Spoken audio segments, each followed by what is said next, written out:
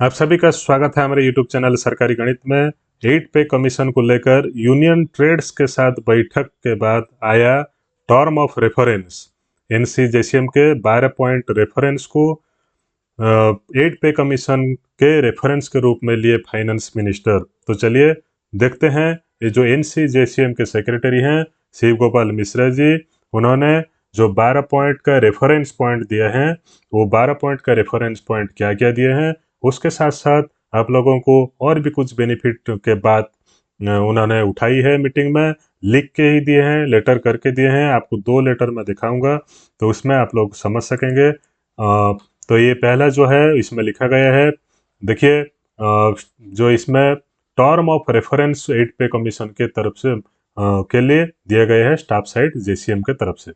तो इसमें और क्या क्या दिया गया है, टर्म ऑफ रेफरेंस जो है उसको देख लेते हैं पहले। क्या क्या टर्म ऑफ रेफरेंस दिया गया है 8 पे कमीशन के लिए, किसके द्वारा दिया गया है, नए एनसी जेसीएम के सेक्रेटरी जो है उनके तरफ से ये जो लेटर दिया गया है। उसके साथ साथ और एक लेटर आया है, उसमें क्लियर कट लिखा गया है क्या क्या बेनिफिट देने के लिए, उसको भी डिस्कशन करेंगे। तो चलिए देखते हैं, वीडियो को लाइक, चैनल को सब्सक्राइब जरूर कीजिएगा।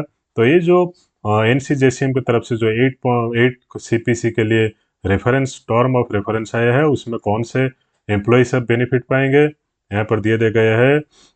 Central government employ, all India services employ, defence paramilitary forces, ग्रामीण डाक सेवक, union territory, Indian audit department, Supreme Court employees excluding RBI अर्थात members of regulatory bodies, employees of central government autonomous bodies इत्यादि, ये लोग benefit पाएंगे। कौन सा बेनिफिट सब पाएंगे, ना allowances like benefits like facilities, retirement benefits, pensions, gratuities, terminals benefits इत्यादि इत्यादि बेनिफिट ये लोग पाएंगे।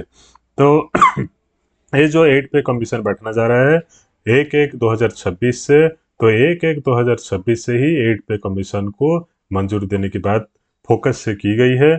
उसके साथ साथ नेक्स्ट पॉइंट में क्या कहा गया है, उन्होंने बोला है decent and dignified living wage, जैसे कि हर एक काम के लिए एक मिनिमम वेज सिस्टम रहता है, वैसे ही डॉक्टर क्यूरियोड फॉर्मूला के मुताबिक आप लोगों को एक मिनिमम वेज सिस्टम के तरफ से एम्प्लॉय के लिए 8 पे कमीशन में मिनिमम वेज को डिफाइन करना चाहिए। और सुप्रीम कोर्ट का भी डिसीजन के कुछ जजमेंट को उन्होंने दिखाया है, और उसी तरह से 1/1/2026 से मिनिमम वेजेस सिस्टम के हिसाब से आप लोगों को 8 पे कमीशन में बेनिफिट देना चाहिए। उसके साथ साथ 8 पे कमीशन में और एक बात की जा रही है, नॉन वाइलेबल पे स्केल्स जो है उसको मर्ज करने के लिए, जैसे कि लेवल 1 को लेवल 2 के साथ, लेवल 3 को लेवल 4 के साथ, लेवल 5 को लेवल 6 के साथ, अर्थात लेवल सिर्फ 3 ही रह जाएगी, 1 2 3 ऐसा उन्होंने बोला है, लिख के दिया है।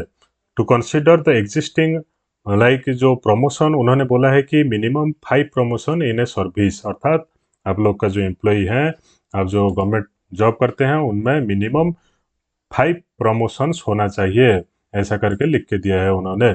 उसके अंदर एमएससीपी भी आएगी। उसके साथ साथ टू डिटरमाइन इंटरनल रिलीफ भी के लिए दिया है, जैसे कि पेंशनर्स रहते हैं, गवर्नमेंट एम्प्लॉय रहते हैं, उनको विभिन्न प्रकार का रिलीफ जो होता है चाहिए उसको भी देने के लिए, जैसे children education allowance, hostel subsidy इत्यादि को देने की बात भी की गई है। उसके साथ साथ डियरनेस अलाउंस, डियरनेस रिलीफ को पे पेंशन के साथ मर्ज करने के लिए बात भी की गई है। To settle the various 7th CPC, जो पहले जो रह गया था कुछ बातें 7th सीपीसी में, उसको भी सेटल करने की बात यहाँ पर की गई है। उसके साथ साथ जो पेंशनर होते हैं वो अपने पेंशन को कम्यूटेड करते हैं, अर्थात कम्यूटेशन पेंशन को लेते हैं, अर्थात जो पेंशन से लोन लेते हैं वो पेंशन लोन से जो 100% से 40% लेते हैं और 60% जो लोन कर देते हैं, तो उसी में 12 बरस तक कम्यूटेड पेंशन की बात की गई है, 15 साल तक नहीं करने की बात की गई है, अर्थात 12 ईयर तक आपको कम्यूटेड पेंशन मिलेगा, उसके बाद फुल पेंशन की बात की गई है। नेक्स्ट आप लोगों को यहाँ पर इंपॉर्टेंट पॉइंट की बात की गई है, जैसे कि ओल्ड पेंशन स्कीम को लागू करने के लिए, जैसे कि non contributory pension scheme, defined and non contributory pension scheme को रिस्टोर करने की बात भी की गई है। To recommend the parliamentary standing committee और जो रह गए जैसे कि हमारा हैसल फ्री मेडिकल फैसिलिटी को देने के लिए गवर्नमेंट एम्प्लॉय को भी बात की गई, पेंशनर्स को भी देने की बात की गई है। उसके साथ साथ children education allowance, hostel subsidy up to post graduation level तक देने की बात भी कही गई है। To review and recommend such advances, जैसे कि फेस्टिवल एडवांस था, फेस्टिवल एडवांस के लिए 20,000 से लेकर 30,000 तक का फेस्टिवल एडवांस देने की बात की गई है।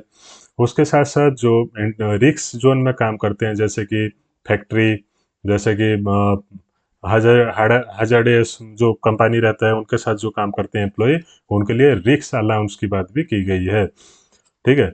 उसके साथ साथ और एक जो लेटर आया है उसमें भी कहा गया है कि अभी का जो इन्फ्लेशन रेट है, इन्फ्लेशन रेट के हिसाब से आपका जो डीए बनता है वो 90% तक छू रहा है। अर्थात यहाँ लिखा गया है, आपको दिखा देता हूँ, मोर देन 90%। अर्थात जो 2016 में था, 2016 से अभी तक का जो रेट है वो 90% तक छू गया है। तो 53% जो रेट अभी डीए का मिल रहा है वो ज़्यादा नहीं है, इसलिए 90% डीए के हिसाब से आप लोगों को 8 पे कमीशन का सैलरी कैलकुलेशन करना चाहिए। ठीक है। उसके साथ साथ इनकम टैक्स में कट जाता है, जीएसटी में एम्प्लॉय का जो इनकम कट जाता है, तो उसको बात भी बताई गई है। नेक्स्ट आपका जो 18 मंथ का सैलरी एरियर जो रह गया था, सॉरी 18 मंथ का जो डीए था, 3 डीए को जो फ्रीज कर दिए गए थे कोविड के टाइम में, उसको भी रिलीज करने के लिए बोले हैं। 8 पे में उसके पहले आपको जो 18 मंथ्स का जो एरियर रह गया है डीएनएस अलाउंस का, उसको पे करने के लिए भी यहाँ पर रिक्वेस्ट दिए हैं। रिस्टोरेशन ऑफ फेस्टिवल एडवांस, जो फेस्टिवल एडवांस रह गया है 30,000 को, उसको अलाउ करने के लिए भी बोला गया है। ठीक है। उसके साथ साथ आप लोगों का देखिए यहाँ पर और एक दो बात भी बोला गया है, जैसे कि medical facilities to central government employ, medical facilities central government employ को, पेंशनर्स को देने की बात भी की गई है। इसमें hassle free, cash free medical facility देने की बात भी की गई है।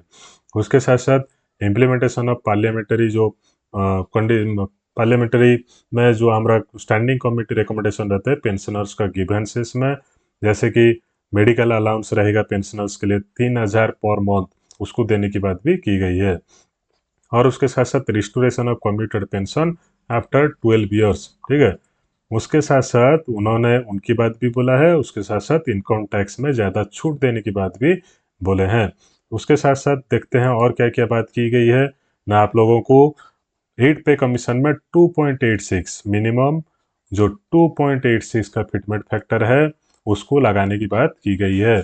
जैसे कि आपका अगर 90% डीए में कैलकुलेशन करते हैं, 90% डीए को बेसिक के साथ मर्ज कर देते हैं, वो भी ज़्यादा हो जाएगा।